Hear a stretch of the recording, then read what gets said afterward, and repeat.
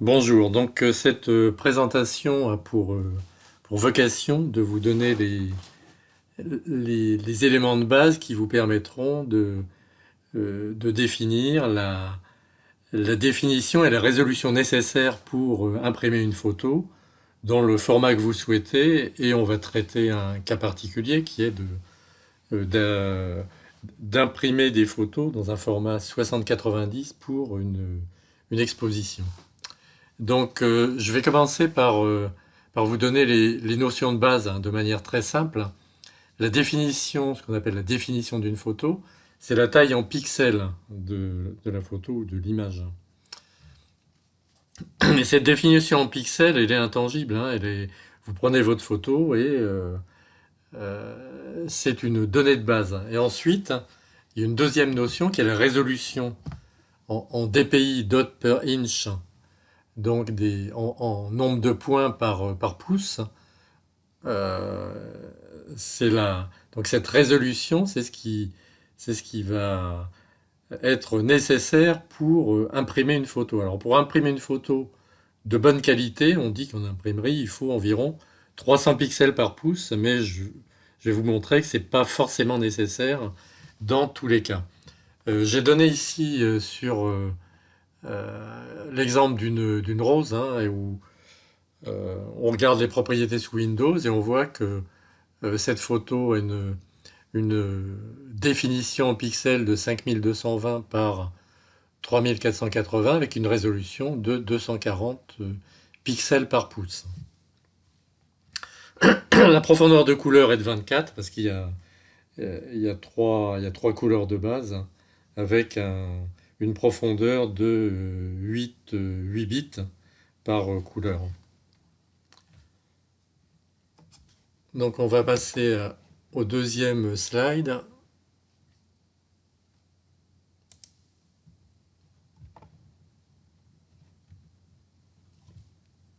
Si j'y arrive. Voilà. Donc je vous ai donné trois exemples en fait. Je prends une photo de 2000 par 3000 pixels et cette photo, elle aura toujours 2000 par 3000 pixels. Et par contre, euh, on va pouvoir euh, la définir avec des résolutions différentes, hein. Une résolution de, sur la gauche de 3 pixels par pouce, donc le pouce c'est 2,54 cm, de 8 pixels par pouce et enfin de 16 pixels par pouce. C'est la même photo, on change juste la résolution de la photo, la définition de la photo en nombre de pixels reste la même, et c'est la résolution pour l'impression qui va changer. Je vous ai également fait euh, une copie d'écran euh, que vous puissiez appréhender la notion de pixel. Je vais revenir dessus tout à l'heure en regardant directement une photo sur Photoshop. Ici, vous avez quelques exemples, hein, avec dans le tableau du haut les différents formats d'impression dans la deuxième colonne, 10-15, 15-22, 20-30 et 30-50. Et vous voyez que pour une définition de 300 pixels par pouce, vous avez un poids pour une photo de 10-15 qui va être de 2 millions de pixels et qui va arriver pour une photo en 30-50, hein, en 300 pixels par pouce à 22 millions de pixels. Dans le tableau du bas, ça vous donne des ordres de grandeur, hein. Vous reconnaissez les définitions des écrans de PC. Si vous regardez la troisième ligne, un écran LCD en 22 pouces, on va prendre une résolution 1920 par 1080 et ça correspondra à environ 2 millions de pixels. Je vous ai donné également l'adresse, l'URL pour un article sur le monde de la photo qui est paru il y a quelques années, qui était assez intéressant de ce point de vue-là. Alors, une autre notion, quand on regarde, je vous ai dit que là j'étais parti sur une expo avec des photos en 60-90, c'est clair que pour des photos 60-90, on ne va pas les regarder avec le nez collé sur la photo. On va être à au moins 1 mètre de distance. Et à 1 mètre de distance, la résolution minimum doit être de 100 dpi. Vous voyez que si vous vous reculez plus, la résolution nécessaire, si vous êtes à 2 mètres, elle va être de 75 dpi et va diminuer au fur et à mesure que vous allez vous éloigner. Donc ça, c'est une résolution minimum. Évidemment, quand on va donner les photos à tirer à l'imprimeur, nos photos en 60-90, si elles font plus de 100 dpi, ça sera aussi bien, hein. Si elles font 200 ou voire 300 dpi, c'est encore mieux. Dernier,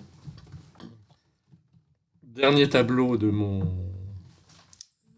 PowerPoint, parce que là je suis parti d'un PowerPoint. Euh, j'ai regardé pour les photos en 60-90 ce que ça donnait. Euh, alors ici, je regarde cette partie du tableau, 60-90, résolution 100 pixels par pouce. On arrive euh, à 8 500 000 pixels. Si pour la photo en 60-90, on veut une résolution de 150 pixels par pouce, là il va nous falloir 19 millions de pixels. Et si on veut une résolution de 200 pixels par pouce, il va nous falloir une définition de photo qui va être de 34 millions. Donc maintenant, on va passer à des exemples concrets. Je vais passer sur Photoshop. On va prendre un exemple de photo. Voilà. Alors, ma photo, voilà dans Photoshop. Donc ça, c'est une photo que j'ai prise dans le nord de la Norvège. Donc, on va regarder la définition de la photo est de 6000 pixels par 4000. Donc c'est un format 2 tiers, hein, et une résolution de 240 pixels par pouce. Ce qui est intéressant dans Photoshop, il y a pas mal d'infos, hein. Si par exemple vous regardez ici, vous regardez les informations sur les couleurs, je vais aller dans une zone un peu noire et vous voyez, vous avez en rouge, vert, bleu dans la zone d'information 10-8-8 qui correspond, on est quasiment au noir, hein. Le noir c'est 3 zéros. Et si par contre on va dans une zone blanche, alors on va essayer de trouver, ça me semble pas mal, hein, cette espèce de truc là.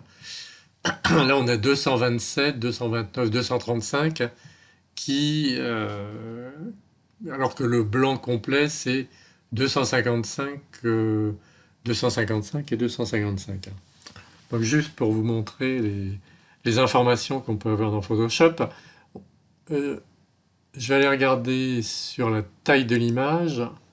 Donc on retrouve les informations qu'on a vues tout à l'heure. On a une photo de 6000 par 4000 pixels, donc 24 millions de pixels, qui pèse quand même 137 mégaoctets. Euh, Comme je veux un format 60-90, je peux, avec Photoshop, passer en 60-90 et je vais suréchantillonner et je vais même pouvoir éventuellement passer ici en 300 pixels par pouce. Donc, tout à l'heure, juste avant, on avait 240. À 240, vous voyez, on est passé de 170 mégaoctets à 275. Et si maintenant je passe à 300 pixels par pouce, pour cette photo en 60-90, on est à 430 mégaoctets. C'est quelque chose qui va être très long. Mais Photoshop sait le faire, hein. Si je fais OK, donc il mouline. Il faut un peu de temps, hein. C'est mon PC portable, donc il a un processeur i5, c'est pas... Voilà, il faut du temps. Voilà. Il est en train de redéfinir la photo en suréchantillonnant. Bon, Photoshop a un peu de travail, c'est qu'il régénère des pixels à partir des pixels adjacents. Et là, si on regarde maintenant, ici, vous voyez, j'ai euh, 300 pixels par pouce et je suis bien en format 60-90. Donc là, c'est nickel. Si... Alors maintenant, si j'agrandis cette photo, je l'agrandis très fort, vous allez voir les pixels apparaître à un moment. Il faut aller très très loin, hein. Voilà. Donc là, vous voyez les pixels apparaître. Alors les pixels, c'est ont une réalité physique, hein, parce qu'un pixel, ça correspond à une photocellule sur votre capteur. Et euh, pour chaque un capteur un capteur plein format, par exemple, enfin, qu'il soit plein format ou autre, d'ailleurs, chaque photocellule en fait est subdivisée en 3 photocellules pour chacune des couleurs de base. Donc on va revenir à la photo.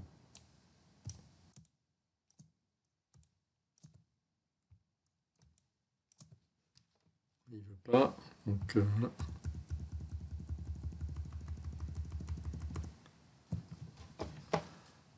Voilà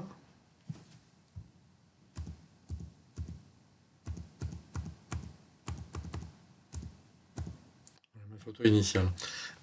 Donc maintenant, je vais vous montrer une dernière chose. J'ai 2 photos. Alors cette photo-là, c'est une photo que j'ai récupérée d'un tuto Photoshop, hein.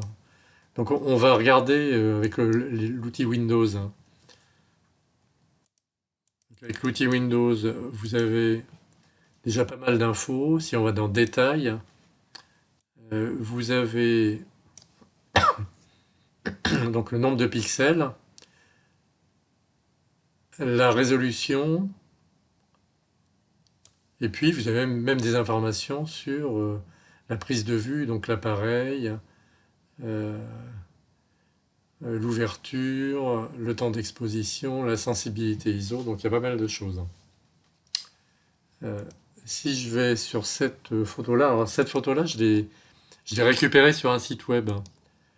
Euh, et là, on va voir que pour un site web, on n'a pas besoin d'une définition très importante, et vous allez voir que ça va être le cas.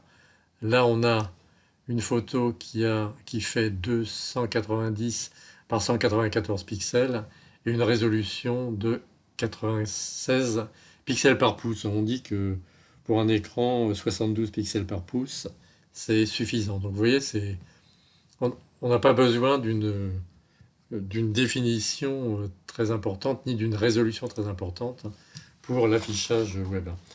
Un dernier point, si vous n'avez pas Photoshop, c'est pas le cas de tout le monde effectivement, vous pouvez tout simplement utiliser l'outil Windows. Alors, si je fais un double clic, là, automatiquement il va s'ouvrir avec l'outil photo de Windows 10.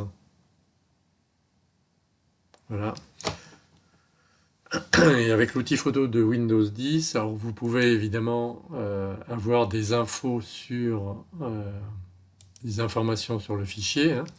Donc là on retrouve les mêmes données, hein, 5280 par 7920, les infos sur la capture, le temps de pause, l'ouverture, les ISO, le type d'appareil photo. Mais vous allez pouvoir aussi, avec le même outil Windows, redimensionner la photo. Alors si vous avez que ça, on peut faire un certain nombre de choses avec cet outil.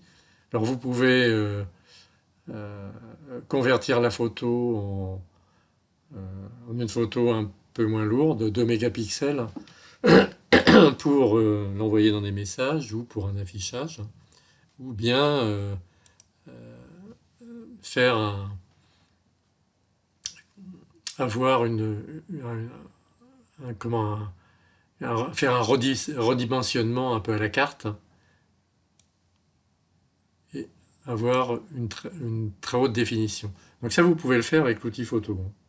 C'est très simple. Donc vous voyez, redimensionner, vous pouvez même faire des modifications avec cet outil. Donc je vais m'arrêter là parce que le but était quand même de vous donner les notions élémentaires pour vos tirages photos, que ce soit en format 60-90 comme j'ai essayé de le traiter, que pour des formats beaucoup plus petits, 20-30 ou 30-40, qui sont des formats un peu plus courants. Voilà, donc je vous remercie pour votre attention, et si vous avez des commentaires, n'hésitez pas. À bientôt.